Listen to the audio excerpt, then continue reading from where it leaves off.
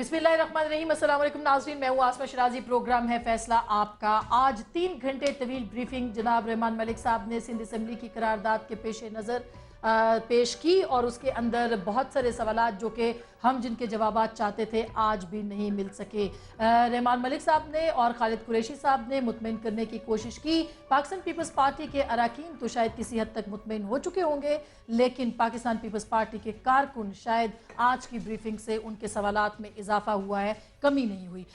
हम इस हवाले से हमारा एक प्रोग्राम तफ्तीश चलता है, उसमें कुछ सवालात मोहतरमा के शहादत के हवाले से उठाए गए थे।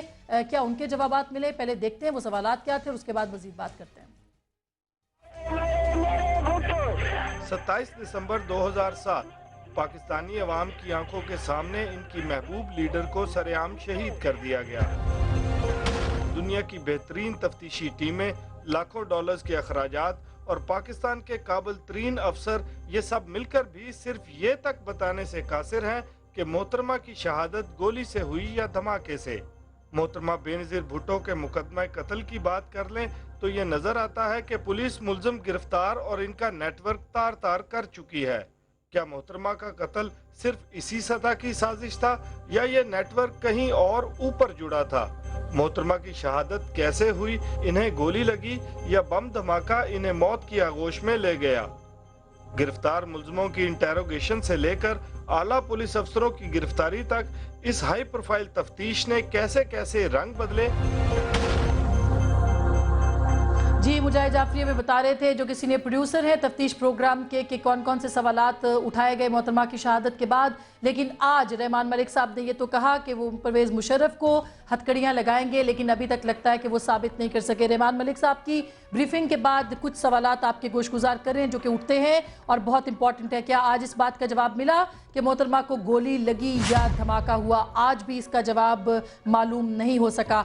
आज भी पता नहीं चल सका कि बीबी की कत्लगाह को किसके कहने पर धोया गया। पता चला नहीं चला। मोहतरमा के अलावा जो बाकी लोग शहीद हुए, क्या उनका पोस्टमार्टम हुआ?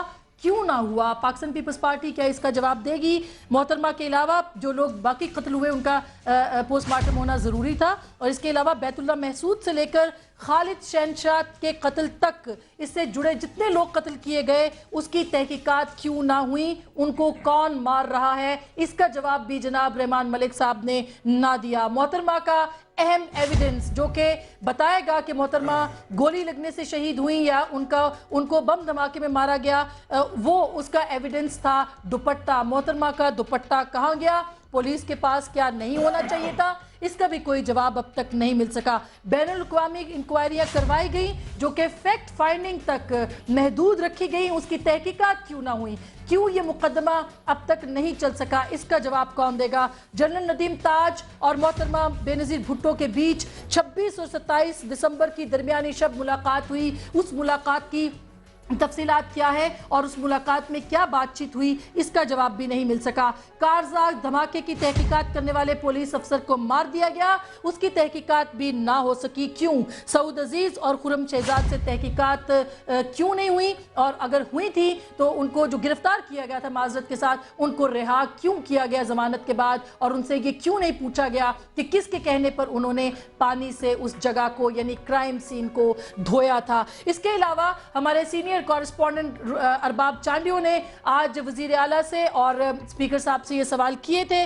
उन्होंने ये सवाल उठाया था कि इस पूरे सिलसिले में अरबाब गुलाम रहीम को क्यों अवॉइड किया गया। उन्होंने कहा कि अब उनको गिरफ्तार किया जाएगा, पहली मर्तबा इसके ऊपर भी बात होगी। और कारसाज धमाके की इन्वेस्टिगेशंस भी नहीं हो सकी। अरबाब गुलाम रहीम से भी तहकीकात का अब आगाज किया जाएगा।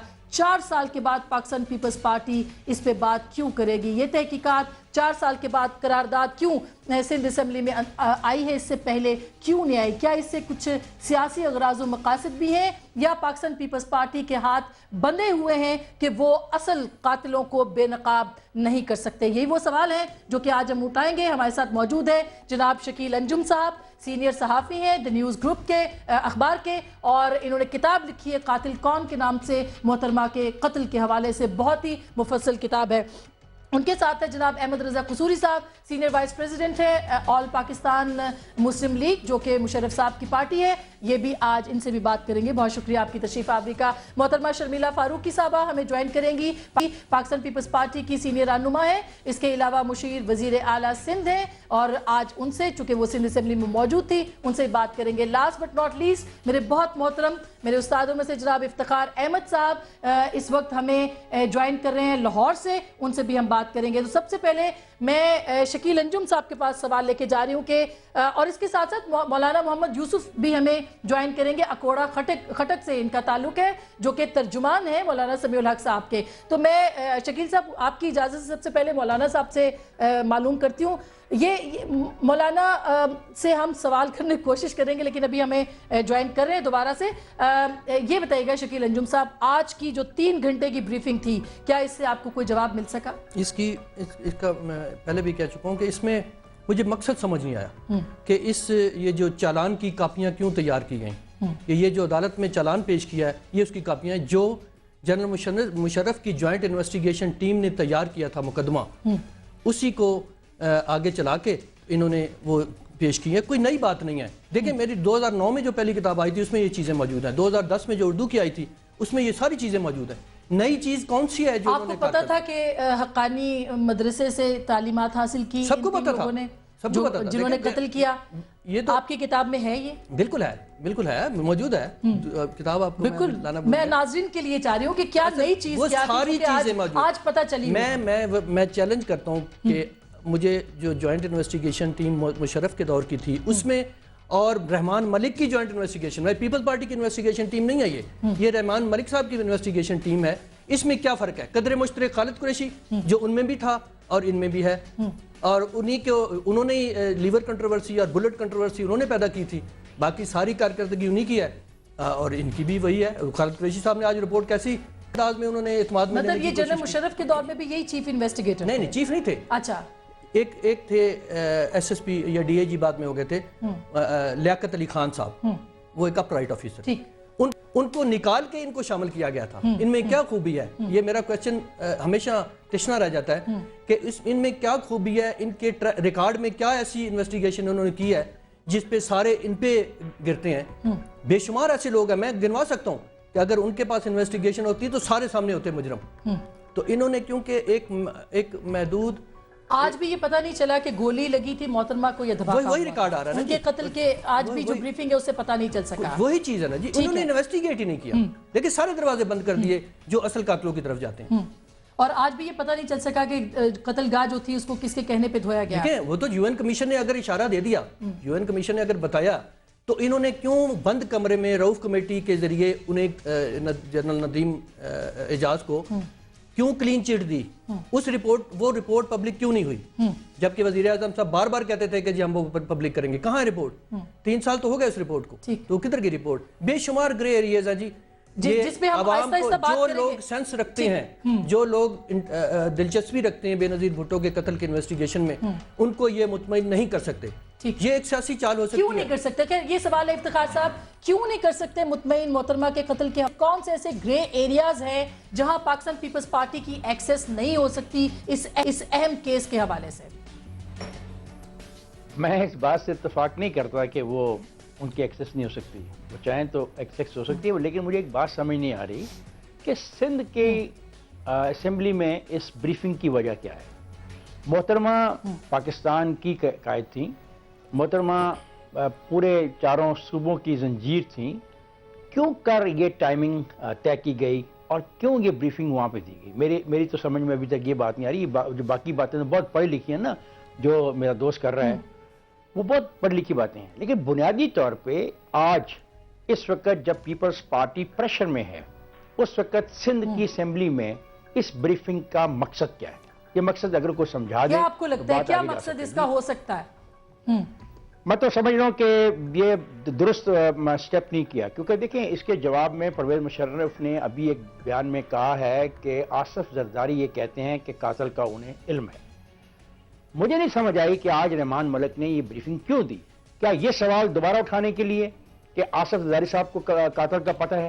یہ رحمان ملک نے دوبارہ اس بات کی کوشش کی کہ انگلیاں دوبارہ اس طرف اٹھیں کہ آصف زرداری صاحب آپ بتائیں قاتل اگر آپ کو پتہ تو وہ قاتل کون ہے.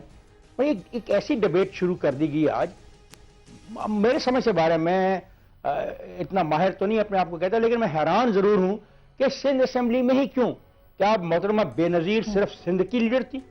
کیا وہ پورے وفاق کی لیڈر نہیں تھی؟ کیا وہ وفاق کی زنجیر نہیں تھی؟ اور یہ کیا پورٹری کرنا چاہتے ہیں, کیا ثابت کرنا چاہ رہے تھے آج سندھ کی اسمبلی میں یہ بریفنگ دے کے؟ پہلے تو مجھے اس کا کچھ سوال کا جواب ملے گا تو میں پھر باقی بحث. یہ بھی امپورٹنٹ سوال ہے, اور اس کے اوپر بھی ہم اس سے شرمیلا سے بات کریں گے.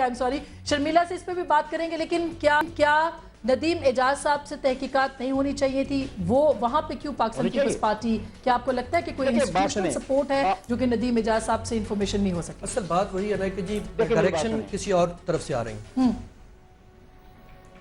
جی افتخار صاحب سنیں, بے نظیر کے قاتلوں کو خواہ وہ کوئی بھی ہوں سزا ہونی چاہیے.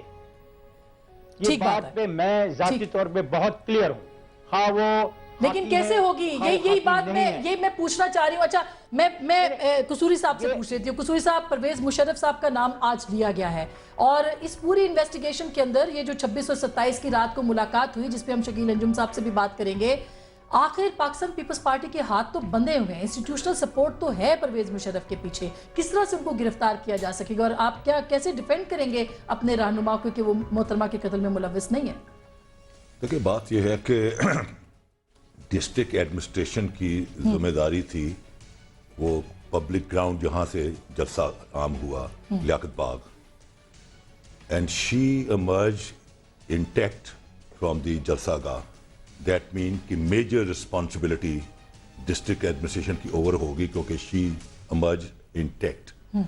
اب اس کے بعد ڈسٹرکٹ ایڈمنسٹریشن نے ان کو ایک روٹ دیا ہوا تھا کہ you have to follow that route. اگر اس پر بھی یہ واقعہ ہو جاتا ہے ثانیہ, تو پھر بھی ڈسٹرکٹ ایڈمنسٹریشن شاید ذمہ دار قرار پاتی, لیکن وہ روٹ تبدیل کر لیا گیا. اب پتہ یہ کرنا ہے کہ وہ کس کے کہنے پر روٹ تبدیل ہوا. وہ اس میں کہا جاتا ہے کہ روٹ تبدیل ہوا اپنا رحمان ملک اور بابر اعوان کے کہنے پر, کیونکہ رحمان صاحب ملک جو تھے وہ ان کی انٹرنل سیکورٹی کے انچارج تھے. رحمان ملک اس وقت حکومت میں تو نہیں تھے. رحمان ملک ایک پرسنل کیپیسٹی میں ان کے سیکیورٹی ایڈوائزر تھے. وہ ان کی پرسنل, انہوں نے یہ کہا ہوا تھا گورنمنٹ کو کہ انٹرنل سیکیورٹی ہماری اپنی ہوگی, آؤٹر سیکیورٹی جو ہے وہ ڈسٹرکٹ ایڈمنسٹریشن کی ہوگی. تو روٹ کس نے بدلا, سوال یہ پیدا ہوتا ہے, اور اس کی تفتیش ہونی چاہیے. آپ یہ بتائیں, حکومت میں رحمان ملک تھے, وزیر داخلہ تھے اس وقت, وزیر داخلہ کون؟ مجھے قدم کرنے. اس کے بعد ایک جو لیڈر جو 20-25 ہزار لوگوں کو ایڈریس کر کے آ رہی ہے, تو 15-20 آدمی جب اس کو ہاتھ لاتے ہیں تو اس کو کس نے کہا کہ وہ لیچ کھول کے باہر آ جائے؟ مطلب آپ یہ کہہ رہے ہیں کہ بندوق خود چل گئی تھی, بندوق مارنے والے کوئی نہیں تھے, گولی چلانے والا کوئی نہیں تھا.